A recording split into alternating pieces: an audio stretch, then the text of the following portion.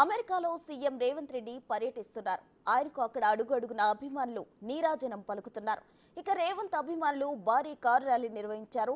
Sheraton hotels నుంచి భారీ ర్యాలీగా వెళ్లారు. ఆ తర్వాత న్యూజెర్సీలో సీఎం రేవంత్ రెడ్డి ఎన్ఆర్ఐలతో సమావేశమయ్యారు. తెలంగాణ ప్రభుత్వం పెట్టుబడులకు అనుకూల ప్రాంతమని అన్నారు.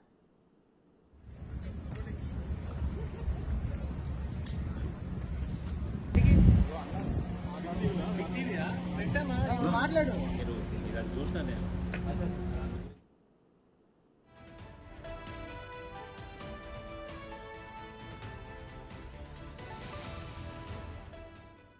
'ప్రభుత్వం కూడా పరిశ్రమల స్థాపనకు అన్ని విధాలా సహకరిస్తుందని రేవంత్ రెడ్డి హామీ ఇచ్చారు.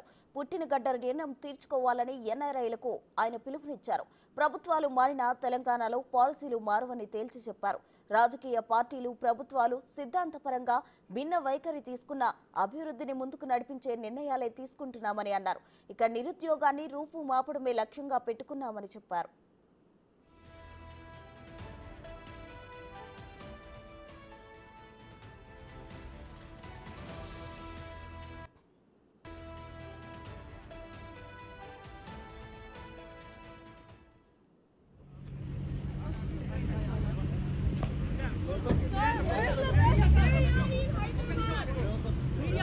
Thank you, Anna.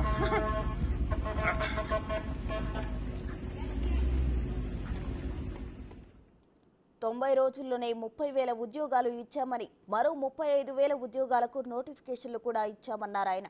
ఇక నిరుద్యోగ యువతకు కాంగ్రెస్ ప్రభుత్వం ఓ నమ్మకాన్ని కలిగించిందని చెప్పారు.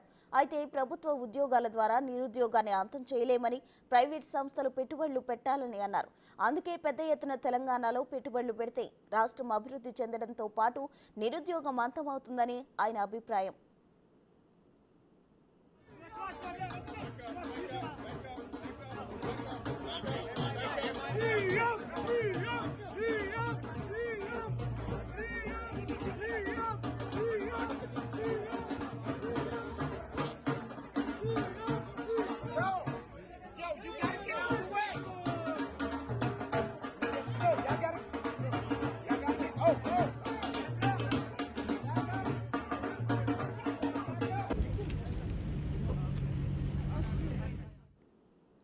తెలంగాణ దేశంలోని ఇతర రాష్ట్రాలతో కాకుండా ప్రపంచ దేశాలతో పోటీ పడుతుందని సీఎం చెప్పుకొచ్చారు.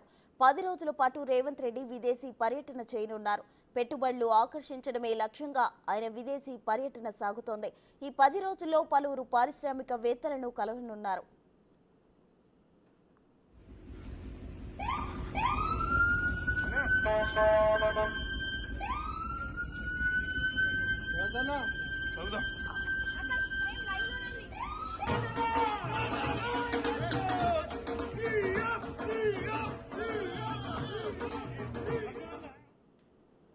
అమెరికాలో సీఎం రేవంత్ రెడ్డి పర్యటనకు సంబంధించి న్యూజెర్సీ నుండి మా ప్రతినిధి లక్ష్మణ్ లైవ్ లో అందించేందుకు సిద్ధంగా ఉన్నారు.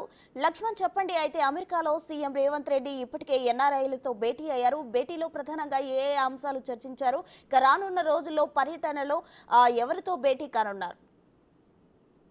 అందరికి నమస్కారం అండి. ఈ రోజే రేవంత్ రెడ్డి గారు మన న్యూజెర్సీలో పెద్ద ఈవెంట్ జరిగింది.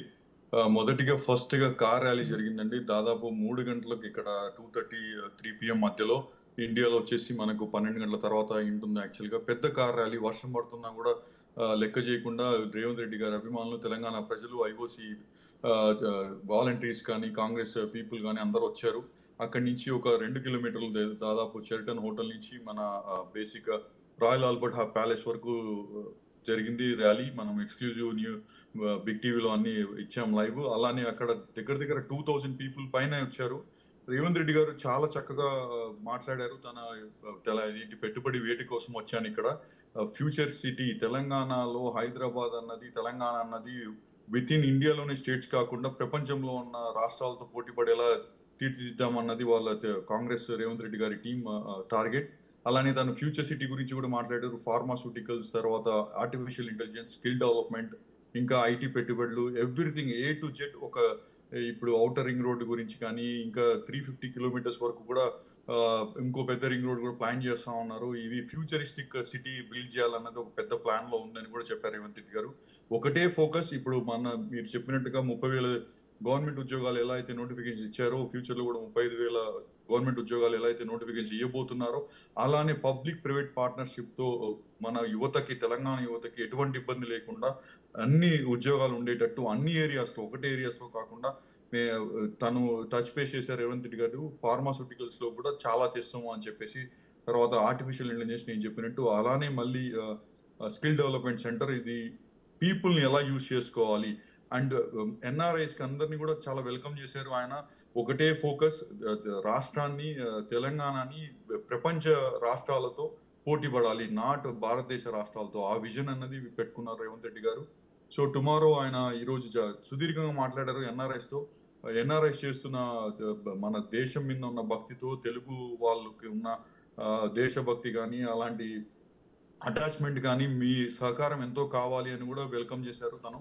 రేపు మార్నింగ్ నుంచి కంటిన్యూస్ గా ఒక 10 days దగ్గర 50 to 60 మీటింగ్స్ ఉన్నాయండి బహుళ జాతి మల్టీనేషనల్ కంపెనీ సిఇఓస్ తో.